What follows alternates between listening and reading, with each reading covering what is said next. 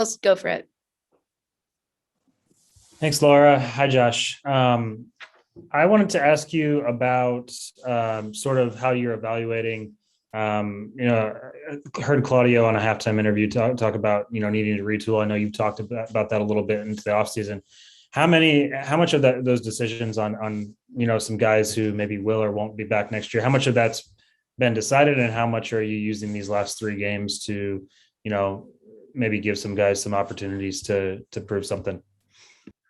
Yeah, I think it's an ongoing discussion. We'll continue to evaluate our roster and think about off-season needs. And there's a lot to think about. Obviously, some of the players that have been injured this year, some of the players that have underperformed, and obviously going into an expansion draft, who needs to be protected for those things. Lots of mechanisms in the offseason, but it's a continuous evaluation. So, I mean, the short answer is, everyone's got opportunity, hopefully, to play some minutes over the next three games, and we want to, and expect to put a lot into this game against Dallas. That's our biggest focus right now. So, we'll put the best 11 out there that we can, and the reserves will obviously be in a position to help us out, and then we'll think about Kansas City and Portland thereafter. Yeah, I was just reading a story about a coach that I covered up here, and I'm in Maryville, Missouri right now. A guy named Ben McCollum, who's at Northwest Missouri State, one of the hot young coaches in college basketball right now. But I was reading a story about his second season here when he's at his alma mater, and they were really struggling. And he was saying how he realized at some point that he was telling them, stop playing frustrated, stop playing negative. And I'm wondering if, and he had to sort of check himself and say, I'm infecting them with my negativity. I wonder if you have had, maybe not necessarily that moment, but any moments of reflection where, it's different as an assistant than a head coach, where your energy carries over to the players on the field. Have you had some of those moments? Have you, do you understand kind of where I'm getting at there? Yeah, I think so. Yeah, I don't project negativity on the players. I mean, we have a way we want to play, and I think we continue to stick by, a lot of the positives that we've been doing all year. And there's obviously room for growth. Every game, every training session gets analyzed and assessed, and we deliver information to players in a variety of ways. And that's the way I view the game. That's how I view development. That's how I view my responsibility as a teacher. And again, there's a lot of things that have been very positive, and certainly there's some things that haven't been good enough. And I mean, you yourself will document that, and many of the other media guys will as well. But we got to understand what the expectations were for this year. And obviously, we're layering in growth and development along the way. And there's been a lot of progress. And, next year is going to be a very important year for a lot of reasons. And we obviously got to fill in some gaps. But, negativity, disappointment, those things happen, I guess, in sport. But the last thing you want to do is project that onto players. You obviously have to give criticism when criticism is needed. As a staff, as players, we all need to be open to that. But it's about giving these guys confidence and giving them proper preparation, not just for the next game, but for their development, for their entire career. So those are the things I focus on. Thanks, Josh. Thank you. Next up, Mark Turner. Go for it, Mark. Thanks, Laura. We are a cosmopolitan bunch. Chris is on the road. I'm in Kentucky right now, all over the place. Hey, Coach, good to see you. You too. Coach, you've been very measured in your responses. We've been peppering you with questions about Copa Tejas for feels like months now. And you've been very measured in your responses. And talking with some of the players, though, I know some of the players really are amped up for this coming weekend's game in particular now because of how things have fallen. How are you finding it this week? Are you finding that with certain players you're having to try to temper those expectations or refocus them? Or how is Copa Tejas influencing the build-up to the game? Again, it's the most important game we have right now. And that's, for a number of reasons. This is an opponent that we haven't gotten the results we like. We're part of a 3-team rivalry in state. And now we have an opportunity to win, certainly a supporter-driven trophy, and one that I think we're all energized by the possibility of. And as whatever the season has looked like for all three of us, I think, we're in a position to take and claim that stake as being the best in Texas. And, I think that's an important role. It's also very important for our team to continue to build off of pretty good performances. And that's part of this. We're going to go on the road to a difficult place against a very good opponent, regardless of what their record shows. They're a good team. So we have to be very assured of that and very buttoned up. And but it's an important game. There's no doubt about it for a number of reasons. Obviously, Dallas have got the better of Austin in the last two meetings. Mm-hmm. So, what do you think is going to be the key to getting that victory here this weekend? Again, I go to discipline and organization. They're a team that has a lot of fluidity in their attack. Ferreira moves all over the place. They have a lot of speed along their front line.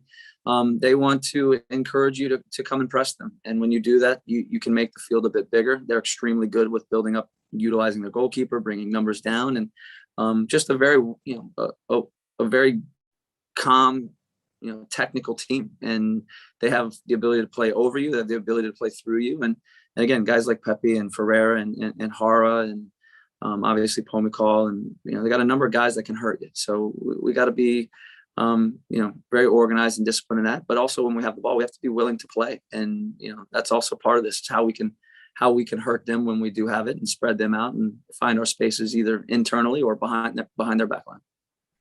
Do you need me to grab you anything from the Bourbon Trail while I'm out here? Anything would be great. I would graciously take whatever you could provide. You could use it to celebrate on Saturday. Here you go. All right. Thank you, Mark. Next up, Jorge Turalde. Go for it, Jorge. Hi, Josh. Well, keeping the Copa Texas thing, what can the Copa Texas trophy can save? And I'm talking about the whole year. I mean, considering that Dallas and Austin are the 13 and 14, on the positions, actually 12 and 13 of the positions. So this can be like a final to be who's the worst. I don't want to sound too negative. It's just No, you're doing a good job. You're doing a good job of sounding negative. Keep going with it. So, and it's like really in other countries it can be the final for the not to be the worst on the. Well, I think again you can put it that way, or you can phrase it. These are teams that are competing to be the best in Texas. The season is the season. It's unfolded the way it has, and obviously it's a match that now if we win it, we win the Copa Texas, and it's important for our fans. It's important to our players. We're going to put everything we can into doing that. And the motivation comes from a lot of different ways. Obviously, our current situation and our table can change if we win this game, and we can vault over those other two Texas teams. So that's also on our mind. And again, continuing to build on good performances. But winning this and defeating Dallas will bring certainly a lot of positive moments that that haven't always been there this season, but we've had some good moments. But against your rivals, if you can beat Houston and follow that up with beating Dallas, I think it rights some of the things that we didn't get right during the year. But it's not going to correct the entire year, that's for sure. But it certainly will give us some some good energy about the performances against Houston and against Dallas closing out the year, and show that we are the best team in Texas. But those things are not easily done, and we got a big match against Dallas, and they're going to come out with the same intentions. So I expect it to be a very competitive game. And your thoughts about Texas being the worst in MLS? It's an interesting thing to look at, and we'll certainly dive into it and talk about it after the season. What leads into that? Obviously, we all know Texas is hot. It's difficult, navigating the climate, but it's warm in a lot of places. So. But it's, these are three good teams. I still think, deep down they have their own way of playing and their own qualities, and it's a challenging season for all three. And we're going to make the best of the last week of the season. And again, we got the opportunity in back-to-back games to go after Houston, go after Dallas, similar to earlier in the year, which I thought was interesting. We played them back-to-back as well on shorter rest, but we'll our guys are up for it. There's no doubt about it. We've talked a little bit about it already. We'll dive more into Dallas in the next 2 days. But we'll put everything we can into this game. The last one, very quick. You guys are looking Dallas as a final game, as a final. It's an important game, and it's the most important one out of the next three that we have right now. So that's where our energy, our focus is going into, and we'll deal with the next two games after that. But like I said, the chance to win this again, a fan-driven trophy, a supporter-driven trophy. This is important for our club, and we want to do that for a number of reasons. We want to continue to build on good performances, and we want to beat Dallas. We haven't beat them yet. They're a good team, and we want to go to their place and beat them, and that won't be easy. So we got to be understanding of what that's going to look like, and certainly ready for the battle, ready for the grind. Thank you. Good Thank luck. you. Next up, Bob Ballou. Go for it, Bob. Let's go back to Mark real quick. Can you just get a bottle of bourbon for everyone on the call? If that works. Only the people on this call, though. Yeah, if I can use Ryan's account, I will. I can't wait to see what you bring back. Josh, just in terms of FC Dallas, in terms of Pepe, what has he meant to this league? What do guys like that mean to the league when they come in and are able to do the things that he's done this year? I think it means a lot, and it's not just Pepe, but there's a number of young players now that have, you look at Brendan Aronson and the impact he's, in a short time, but it's not a short time. These guys have been developed in a great system with their academy, under good tutelage from certainly the first team, but the academy as well. And bringing them into the first team is never a sure thing. So when you bring them in, you got to bring them in the right way, and obviously, bring them into situations where they are able to succeed and put them into those environments with the right people around them. But he's been, I have kids as well, so they've played with him and against him in some other events. So we've known about Pepe for a long time, but his ability to come into this league and make the impact that he has, last year as well as a young player, but this year has been tremendous. And again, when you capture momentum, and certainly his growth has been exponential, and what he's done with the league and certainly with the national team, it makes it a little bit more meteoric, but his rise is for good reason. He's a good, smart, intelligent young player. And when you look at his size and his physicality, it's very good. His work rate is fantastic, but his movement and his finishing ability in and around the box is extremely good. For a young player, it's rare. And, he's got a bright future. That's obvious. That's fairly obvious to everyone, but it's nice to see. And it's really good for the league. And obviously it's good for Dallas, again, for one, taking the player in and developing him. And then second, just with Sebastian and Moussa obviously coming in a little later in the year, how much of this offseason and going into next year is about developing them as leaders and developing their leadership abilities for this year? I know you've worked with that a little bit this year, but how much of it is moving forward with those two guys as the future in terms of leadership? Yeah, I think there's obviously Sebastian, it's a very easy one. He comes in and, his charisma, his quality, his idea of the game is very clear. Moussa, it took a little while to get more fit to have the impact. And again, we need to onboard him. Obviously, learning English is a big priority to again, help this, to help him acclimatize to Austin, to acclimatize to this experience of being in MLS in the United States. So, but I think, again, they both will fill a big role. Sebastian has a natural leadership about him. I think he's shown that already. Some of that being vocal, but most of it being about how he plays and how he trains and his professionalism. So, I think they're both key players in their own ways. And we obviously have to continue to utilize the players that we have for that same, to continue to take that same ownership and accountability with leadership on the field and off the field. It's going to be a real important offseason, and those guys will play a role in offseason workouts, and certainly as we start leading up in preseason as well. Thank you, Coach. Next up, Zach Smith. Go for it, Zach. Thanks. I know we've asked you a lot this season about Brad Stuver because he's been kind of one of the most probably consistent players throughout for the entire year. But I guess now that you have a little bit of like a lot of games to look at, did he as a whole coming in from the LAFC match early on to now, is he just maybe the surprise and maybe the positive kind of performer so far of the season? Yeah, again, it's what your expectations are. He never was a number one. So at what point does he get that chance? How does it look and how does he take it? I think there's been a lot of growth with Brad this year. I think he excelled and performed extremely well, collectively over the entire year. Early on was, I think, exceptional. And again, our whole group was fairly fearless in how we went and played the first, 12, 15 games, and the ability to play out of the back and break opponents, take on what the presses were in our league was exceptional. He was a big part of our ability to do that.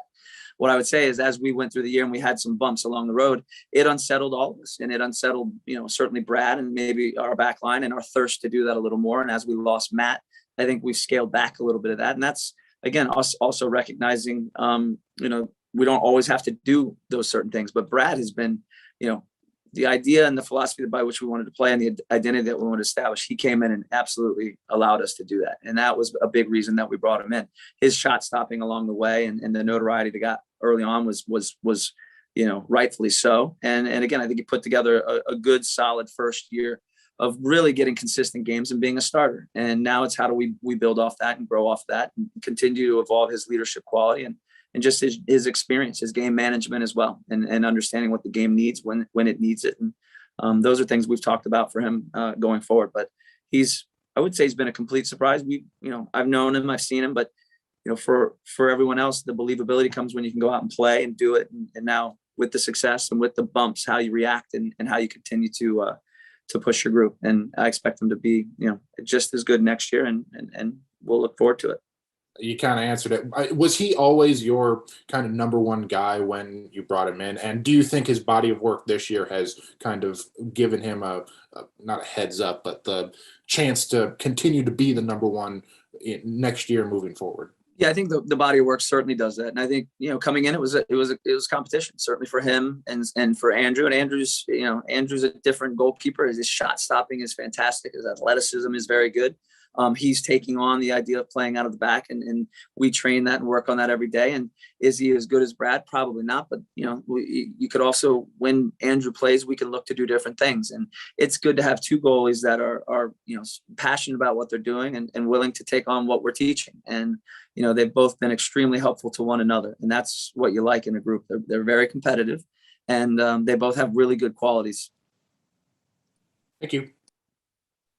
Thank you. Looks like we have time for two more questions. Cam Kubik, go ahead and take the next one. And then Chris Bills, go ahead and take that last one. Hey, Josh. Just wanted to ask, you talked a little bit about him after the game on Sunday, but about Driussi. In the 13 games that he's started this year, the team's averaging 1.38 goals per match versus 0.72 goals per match without him in games he hasn't started. So could you just expand a little bit about the impact he has for the club when he's on the pitch? Yeah, I think that says a lot. And again, we've had so many opportunities in the last, 8 to 10 games with the creation and certainly the ways that we're creating goals. And, we talked about it. We're playing teams that sit a little bit lower, playing here at home. And again, we worked a lot on that, but when you bring in to the fold someone with his quality, and it's not just his quality, but it's his ability to make other players around him better. And there's the playing component, there's the unbalancing the opponent, there's the arrival in the penalty box. So he brings a lot of those qualities. And again, he helps others in that area as well. So, and obviously Musa has a big part of that as well, where we have a proper striker that brings a physicality and a presence that allows the Diegos, the Cecilios, the Tomas, the Sebastians, the Alex to help influence and integrate their game in different ways. So it was nice to obviously get these players. It was difficult without them, but we were trying to make the best of the situation. And again, I think we grew as a team even before they got here. And then as those players arrived, there were good ideas. There was certainly a good way of playing, but the quality of Sebastian is quite clear, and a proper preseason to onboard him with more of the detail, both offensively and defensively, would be nice. And Moose as well, to get him fitter and obviously help him with positioning and timing. Those are things that we've already seen some areas that he could grow in. But having a player like Sebastian is critical to success in this league. The best teams have real playmakers, guys that can create their own goals, guys that can create goals for others, and in the end are a driving force when you're trying to finish attacks. And that's exactly what he's been for us. And it'll be nice again to have a good preseason with all of these guys and be able to build on that. For sure. Yeah. Looking forward to speaking with Seba tomorrow a little bit as well. And then last one from me, just about the game. You talked about it a little bit with having already, played them twice and lost twice. So just psyche wise for the team, what's it going to take from them to go up and flip the script this time around, make the third time the charm? Yeah, it's going to be many things. Obviously we got to score goals to win the game, and we're going there with the intention to win the game. So who we have out on the field, and certainly our intentions and our intensity, our urgency to bring the game in a good way and control tempo when we can. But we got to be respectful of the opponent. They're a good team. They are, and they build up in a variety of ways. They have the ability, to interchange positions. And again, Ferreira is a guy that shows up all over the field. So it's understanding what that's going to look like. And, their verticality, their speed is extremely good. They can also get out of tight places. So a very good group. So we've got to be able to hurt them. Like I said, we got to find ways to score goals, and that's navigating some of their pressure or their mid block. But also be aware of how disciplined and organized we have to be when they have the ball, how we can build pressure and certainly try to turn them over when we can. But it won't be easy. But we've had a few days where we'll be able to build into that in the next couple of days, where we identify what we're going to try to do. And come Saturday, it's about getting a win. Period. Thanks, Josh. Thank you. Chris Josh, Bills, go for it. Yeah. Is there any update or change to Matt Beasley's status since last week? And then of those 4 guys that were season ending, Ben, Aaron, Ulysses, and Danny, are any of them training full at this point?